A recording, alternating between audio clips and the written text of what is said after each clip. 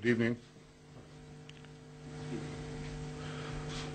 Once again, Israel faces hypocrisy and a biased rush to judgment. I'm afraid this isn't the first time. Last year, Israel acted to stop Hamas from firing thousands of rockets into Israel's towns and cities.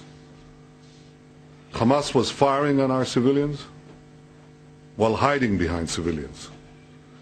And Israel went to unprecedented lengths to avoid Palestinian civilian casualties. Yet it was Israel, and not the Hamas, that was accused by the UN of war crimes. Now, regrettably, the same thing appears to be happening now. But here are the facts. Hamas is smuggling thousands of Iranian rockets, missiles, and other weaponry, smuggling it into Gaza in order to fire on Israel's cities. These missiles can reach Ashdod, Beersheba, these are major Israeli cities, and I regret to say that some of them can reach now Tel Aviv and very soon the outskirts of Jerusalem. And from the information we have, the planned shipments include weapons that can reach farther, even farther and deeper into Israel. Under international law and under common sense and common decency, Israel has every right to interdict this weaponry and to inspect the ships that might be transporting them.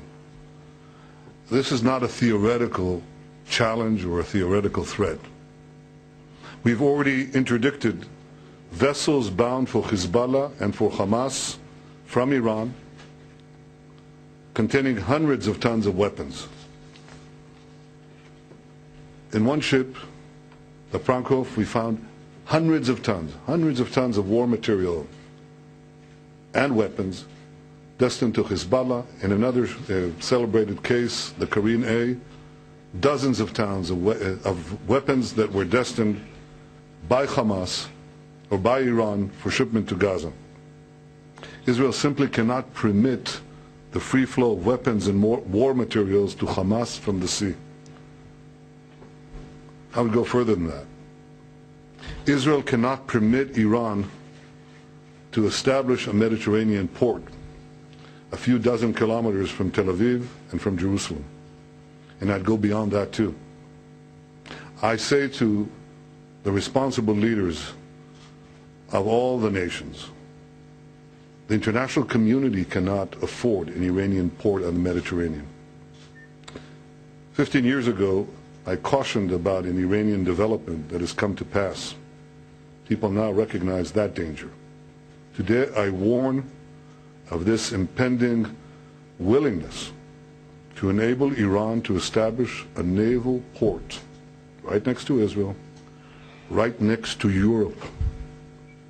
The same countries that are criticizing us today should know that they would be targeted tomorrow.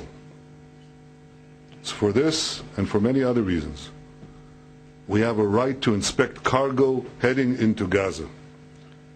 And here's our policy. It's very simple. Humanitarian and other goods can go in, and weapons and war material cannot. And we do let civilian goods get into Gaza. There is no humanitarian crisis in Gaza. Each week, an average of 10,000 tons. 10,000 tons of goods enter Gaza. There's no shortage of food. There's no shortage of medicine. There's no shortage of other goods. On this occasion, too, we made several offers, time and again. Offers to deliver the goods on board the flotilla to Gaza after security inspection. Egypt made similar offers, and these offers were rejected time and again. So our naval personnel had no choice but to board these vessels. Now, on 5 of the vessels, our seamen were not met by any serious violence, and as a result, there were no serious injuries aboard those ships. But on the larger ship, something very different happened. our naval personnel, just as they landed on ship, you could see this in the videos, the first soldier, they were met with a vicious mob. They were stabbed, they were clubbed, they were fired upon. I talked to some of these soldiers. One was shot in the stomach, one was shot in the knee. They were going to be killed. And they had to act in self-defense. It's very clear to us that the attackers had prepared their violent action in advance. They were members of an extremist group that has supported international terrorist organization and today support the terror organization called HAMAS. They brought with them in advance knives, steel rods, other weapons. They chanted battle cries against the Jews. You can hear this, some of this, on the tapes that have been released. This wasn't a love boat. This was a hate boat. These weren't pacifists, they weren't peace activists. These were violent supporters of terrorism. I think that the evidence that the lives of the Israeli seamen were in danger is crystal clear. If you're a fair-minded observer and you look at those videos, you know this simple truth.